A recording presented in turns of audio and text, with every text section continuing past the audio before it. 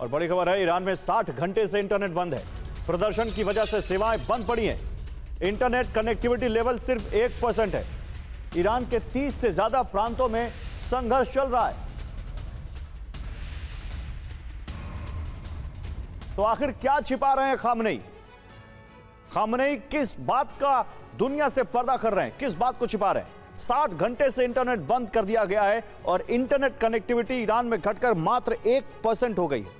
चिंता की बात यह है कि ब्लैकआउट अब 60 घंटे से ज्यादा का हो चुका है। राष्ट्रीय कनेक्टिविटी का स्तर महज 1% रह गया है। सबसे गंभीर और लंबा इंटरनेट ब्लैकआउट है ये ईरान में।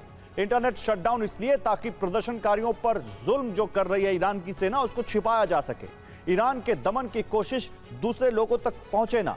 लेकिन क्या यह हो रहा है? जमीन पर दिखता नहीं है। सरकार की यह कोशिश कामयाब दिखती नहीं है। और ऐसे भी जनता में एक बार बात फैल जाती है तो फिर उसको, और जनता जब उसके लिए सड़कों पर उतर आए तो उसको इस तरह से शांत कराना इंटरनेट बंद करके बहुत मुश्किल दिखता है। ईरान में हिंसा और विद्रोह ट्रंप के लिए एक अवसर है, जो अवसर उन्हें लंबे समय से चाहिए था, जिसकी उनको तलाश थी। लेकिन ट्रंप जिस दिशा में बढ़ रहे हैं उसकी यात्रा सिर्फ ईरान पर समाप्त नहीं होती है, बल्कि ट्रंप ने ऐसे कई फ्रंट खोल दिए हैं जिसमें ब्रिटिश साम्राज्यवाद विस्तार जैसी रणनीति की झलक दिख रही है। यानी शांति दूत ट्रंप अब दुनिया की शांति भंग करने के लिए आगे बढ़ रहे हैं। इस रिपोर्ट में देखिए ट्रंप का वही विस्तार प्लान जिसकी शुरुआत वेनेजुएला से तय हुई है।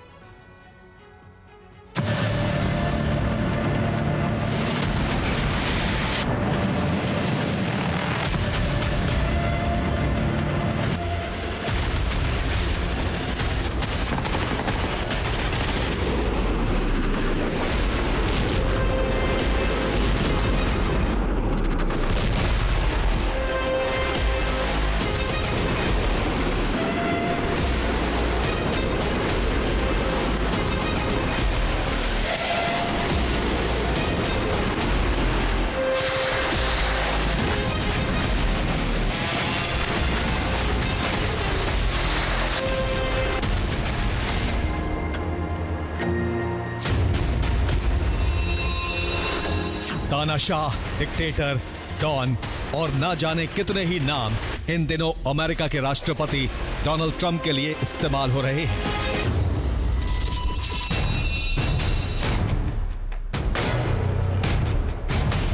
और ये सिर्फ इसलिए नहीं कि एक वेनेजुएला के राष्ट्रपति का उन्होंने अपहरण कर लिया है, बल्कि इसलिए क्योंकि दुनिया पर विश्व युद्ध का संकट खड़ा करके भी खुद को शांति दूत बता रहे हैं। यानी नोबेल शांति पुरस्कार हासिल करने की उम्मीद उस दौर में ट्रंप ने जगा रखी है जब वो दुनिया की शांति भंग करके बैठे हैं।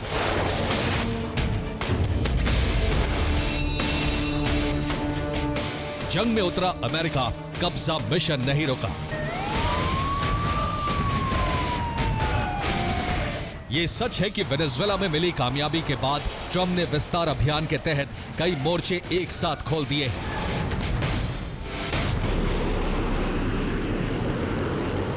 ज्यादातर क्षेत्रों का संतुलन बिगाड़ने के लिए ट्रंप ने एक साथ कई देशों पर दबाव बढ़ा दिया है।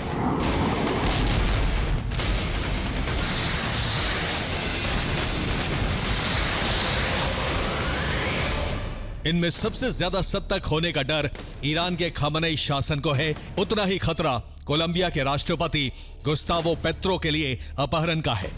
इसी तरह का संकट मेक्सिको की राष्ट्रपति क्लाउडिया शिनबाम पर भी मंडरा रहा है। और ग्रीनलैंड के राष्ट्रपति जेंस फ्रेडरिक नील्सन भी ऐसी ही मुश्किल में फंसे हैं।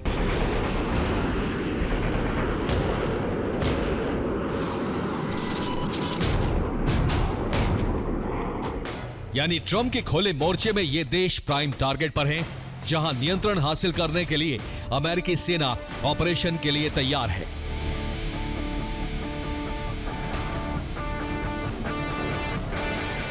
लेकिन मकसद सिर्फ इन क्षेत्रों पर नियंत्रण हासिल करके प्राकृतिक संसाधनों का दोहन नहीं है, बल्कि मकसद और भी बड़ा है।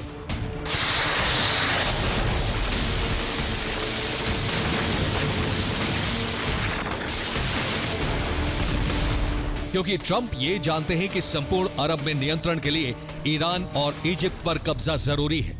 ऐसे ही नॉर्थ अटलांटिक में नियंत्रण के लिए ग्रीनलैंड और क्यूबा पर नियंत्रण जरूरी है। संपूर्ण भूमध्य सागर के क्षेत्र पर नियंत्रण के लिए सीरिया के बाद तुर्की पर नियंत्रण जरूरी है।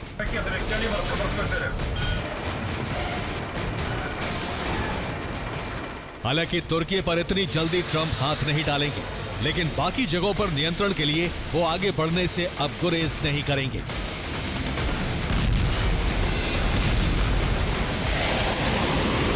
लेकिन सवाल यह है कि अपने नियंत्रण प्लान का एग्जीक्यूशन ट्रंप कैसे करेंगे।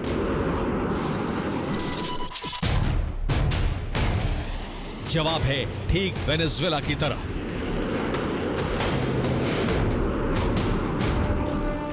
फॉर्मूला वही रहेगा, वेनेजुएला की तरह सरकार अस्थिर करना, अमेरिकी सेना के जरिए संसाधनों पर नियंत्रण करना, अमेरिकी व्यापारियों के जरिए तेल और मिनरल निकालना, अमेरिकी आर्थिक विद्वानों के जरिए हित में कीमत तय करना और कीमत तय करके भी ज्यादा फायदा अमेरिकी कंपनियों को देना।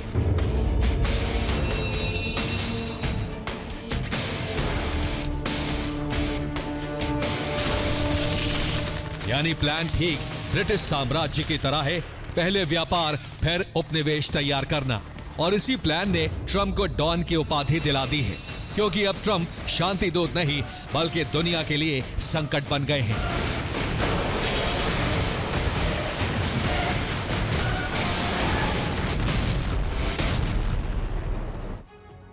और देखिए ट्रंप का ईरान पर बड़े हमले का संकेत। ट्रंप ने कहा ईरान को आजादी चाहिए। ईरान पहले कभी इतनी आजादी की तलाश में नहीं था। अमेरिका मदद के लिए तैयार है, यह भी कह रहे हैं ट्रंप। अब ट्रंप अमेरिका के राष्ट्रपति ईरान की मदद करना चाह रहे हैं या वो अपने लिए इस आपदा में अवसर ढूंढ रहे हैं। सोशल मीडिया पर ट्रंप का ईरान पर बड़ा बयान। तो अमेरिकी सेना हमले को तैयार है, यह फीलर बार बार दे रहे हैं ट्रंप। कौन कौन से फाइटर जेट्स तैयार हैं? वायुसेना के F-35, F-15 fighter jet squadron middle east में तैनात है। P-8 पोसाइडन सर्विलांस विमान ईरान के नजदीक उड़ान भर रहे हैं। C-17 globe master KC-135 air refuelling tanker वहां मौजूद है। स्पेशल फोर्स कौन सी है? अमेरिका की सबसे घातक डेल्टा फोर्स। और अब आपको बताने की जरूरत नहीं है डेल्टा फोर्स कितनी घातक है, पूरी दुनिया जान चुकी है। उसकी तैनाती है। वेनेजुएला में हमला करने वाली सोर की मिडिल ईस्ट में मूवमेंट है। अब नेवी के बारे में जानिए। 2 aircraft carrier strike groups USS Vinson, 3 guided missile destroyers और क्रूजर्स भी वहां ईरान के पास तैनात हैं।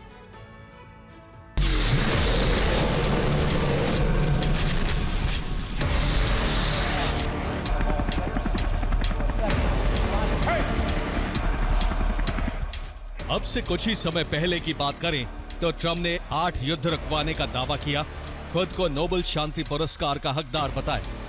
आर्मीनिया और अजरबैजान के राष्ट्राध्यक्षों से डील करके अपनी सिफारिश भी करवाई।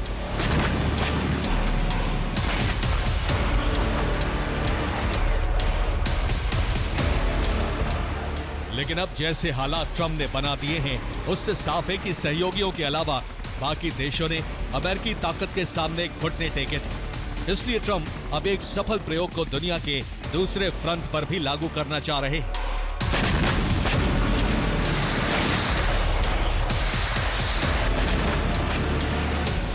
लेकिन सवाल यह है कि क्या वाकई ये प्रयोग सफल है? जवाब व्हाइट हाउस में हुई इस बैठक से मिल रहा है, जिसमें 17 अमेरिकी कंपनियों के एग्जीक्यूटिव शामिल हुए थे, जिसमें उन्हें भरोसा दिया गया कि अगर वो निवेश करते हैं तो उन्हें पूरी सुरक्षा मिलेगी। वहीं ट्रंप ने उद्देश्य भी साफ करते हुए बता दिया है कि अमेरिका निवेश के लिए जल्द से जल्द $100 बिलियन का निवेश हासिल करना चाहता है।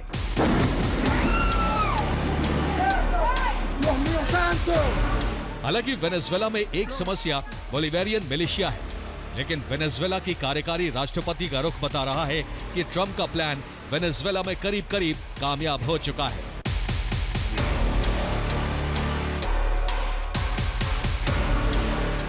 मतलब साफ है कि वेनेजुएला कोई सख्त कदम नहीं उठाएगा, बल्कि वार्ता से मुद्दा सुलझाने के लिए आगे बढ़ेगा, जिससे ट्रंप तवज्जो नहीं देंगे। और ये ट्रंप ने ऑयल एग्जीक्यूटिव्स की बैठक में भी साफ कर दिया।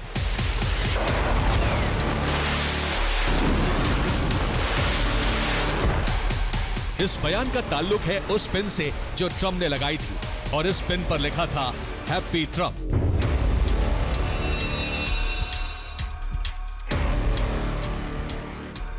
जिसे दिखाते हुए ही ट्रंप ने असंतुष्ट होने की बात कही थी, जिसका सीधा मतलब है ट्रंप अब मल्टी फ्रंट अभियान को गति देंगे। वो वही करेंगे जो उन्होंने सोच लिया है।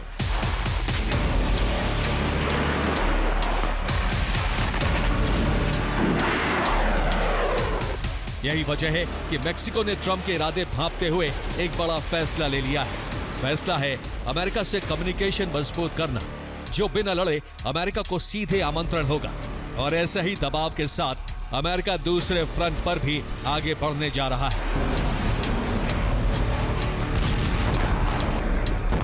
Bureau report, TV9, Bharatvarsh.